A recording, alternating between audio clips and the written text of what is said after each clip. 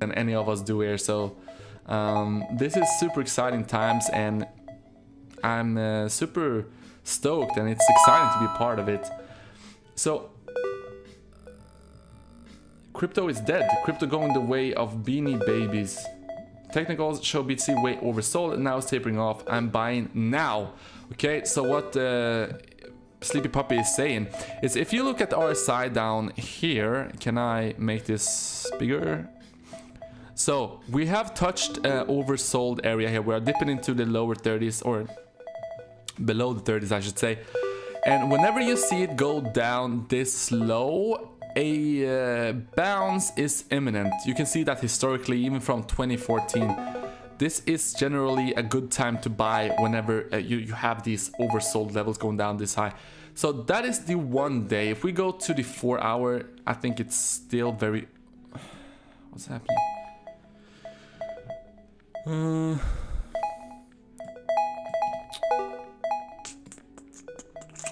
So it's not that oversold on the 4 hour, or is this the 3 minute? What? 4 hour, there we go. So oversold on the 4 hour as well. Historically a good level to buy at, and this is as oversold as it has ever been apparently.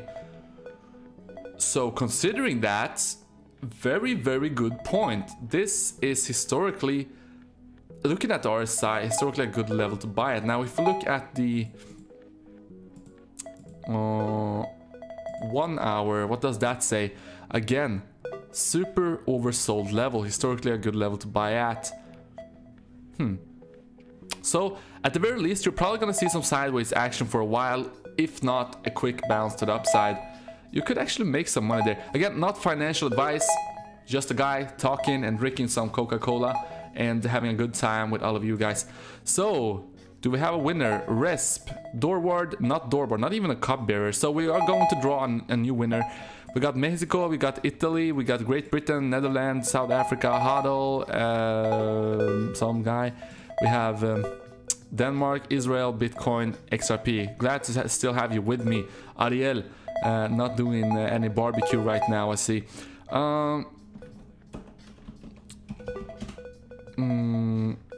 The new winner is Baby Crypto. So Baby Crypto, cool. He's a Count, Baron, Knight, Esquire, Gentleman, Dorward, Cupbearer, he's everything. So Baby Crypto, just send me your Litecoin address. Me and you buying XRP works against its intended use case. The more we have. Not sure what you mean. I'm fine. What about you, Chris? Baby Crypto, I'm great, and congratulations to the win. Yet single twins belongs to Poike. He is daddy of twins, Chris. Great, then I remember correctly. This bear market has taken its toll on my memory, guys. XRP about to destroy the crypto charts.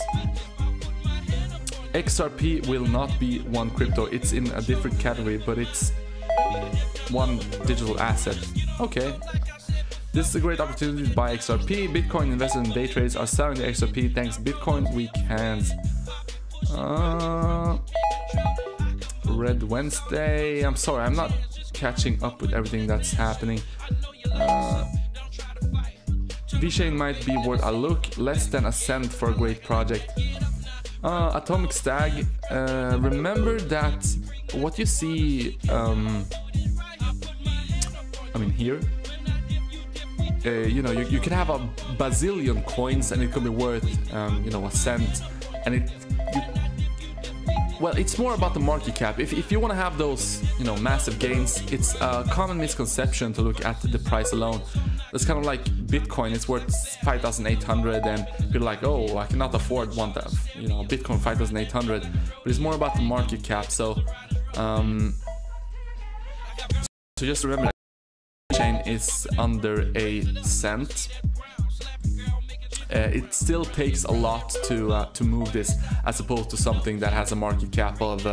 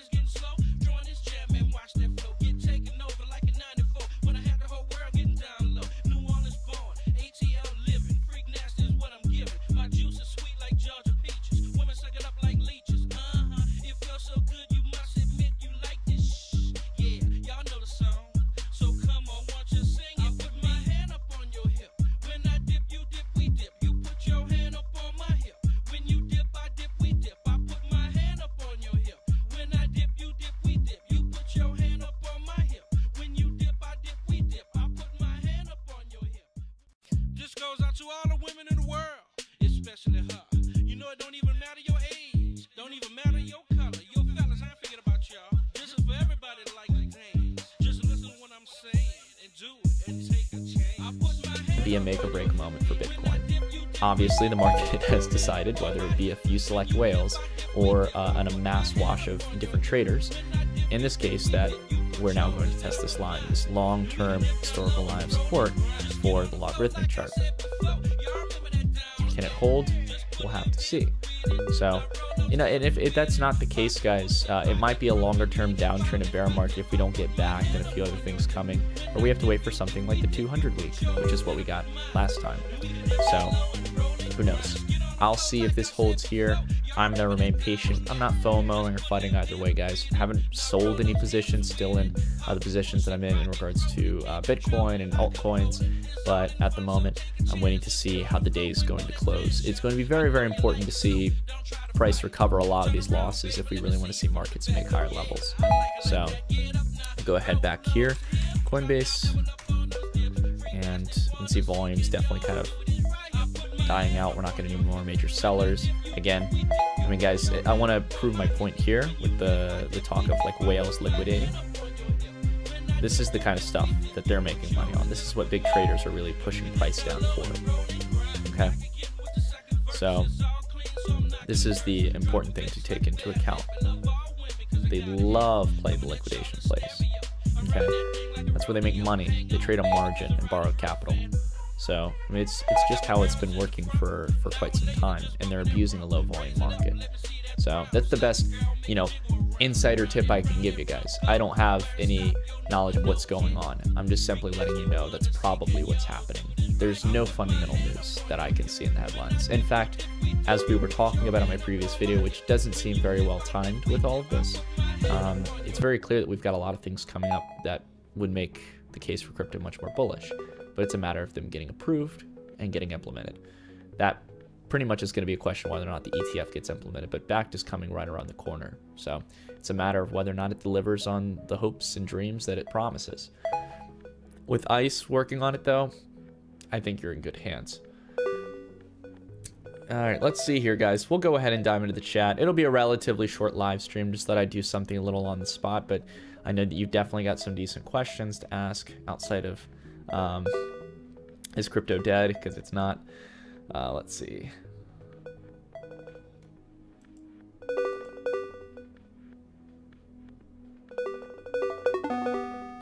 Some people have been asking me whether or not this is Jihan and like Craig Wright and like all the Bitcoin Cash crew taking down Bitcoin during the fork. I don't see why they would do it. And there's a few reasons for that. One, they're going to need much more ammo, meaning much more Bitcoin, to take down this price if they really wanted to do that. And second off, I don't really get it. They're not really competing against Bitcoin at this point. It's infighting between the two different forks that are going to come out of Bitcoin Cash.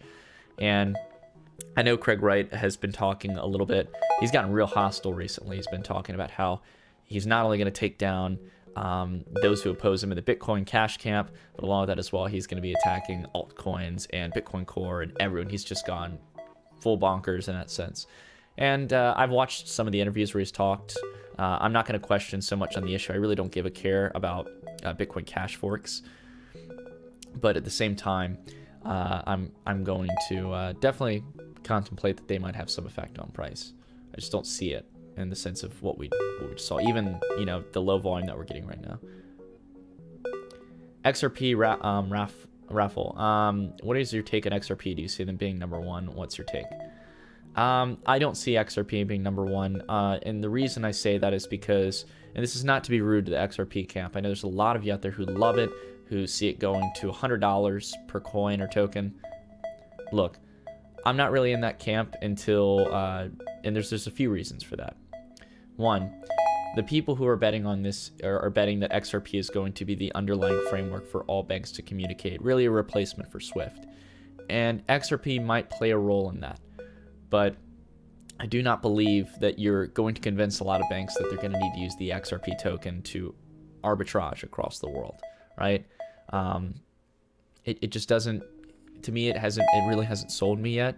So we'll have to see. I need to see them with more partners. I need to see more banks actually setting demand for XRapid. And along with that, I don't really see it setting much of a demand for price, right? A lot of people will talk about, and the reason I say this, just if you can hear me out on it, is that people talk about how, oh, the banks are going to have to buy up XRP to shift money across the world through XRapid, right? Well, what are they going to do right after when they need to convert the currency that they swap to XRP into the currency they want for the other nation that they're transporting the money to? They're going to sell the XRP.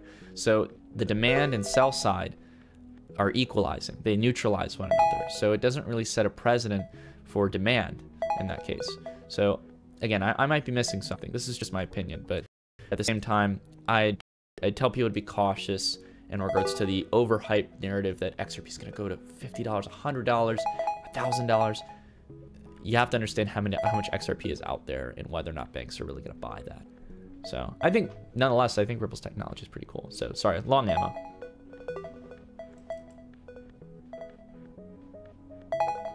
Someone said to take a look at Craig's recent tweets. All right, let's do that.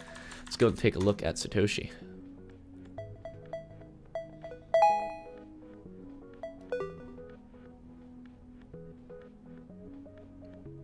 Let's go ahead and read this, guys. To all Bitcoin miners, if you switch to mine Bitcoin Cash, we may need to fund this with Bitcoin.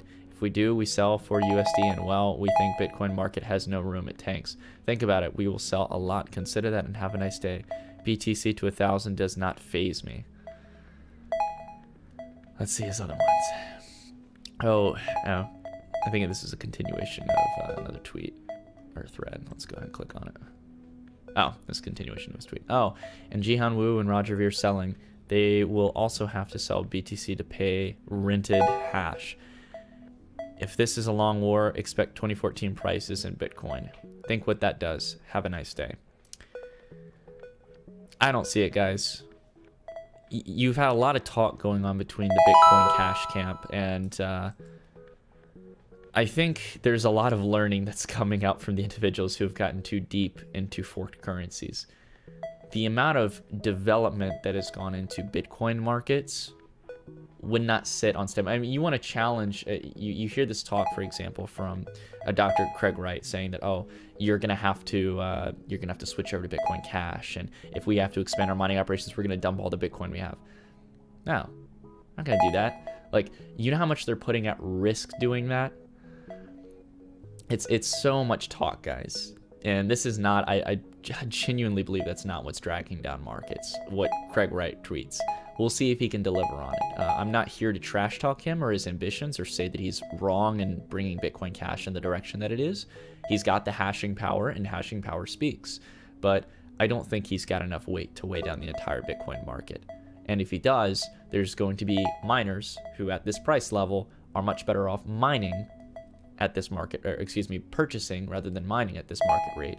And they're going to come in and scoop at these lows, as we've seen every time Bitcoin has a dramatic dip below 6,000. So we'll see how it turns out. Maybe he's right.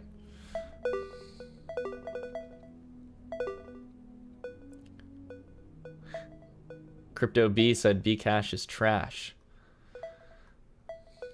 A lot of people think that, but I don't care so much about Bitcoin Cash and the philosophy. I think, honestly, I don't mind larger blocks, you know, to 2 or 4 megabytes. I don't think that would centralize the network at all.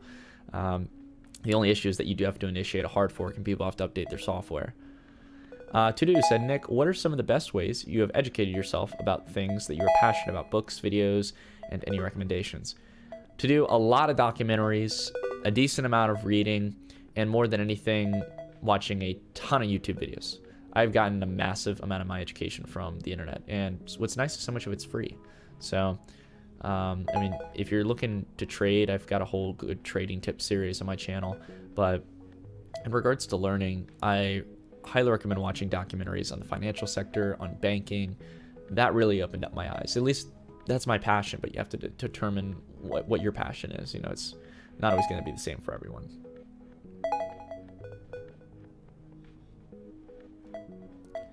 Terry Jason.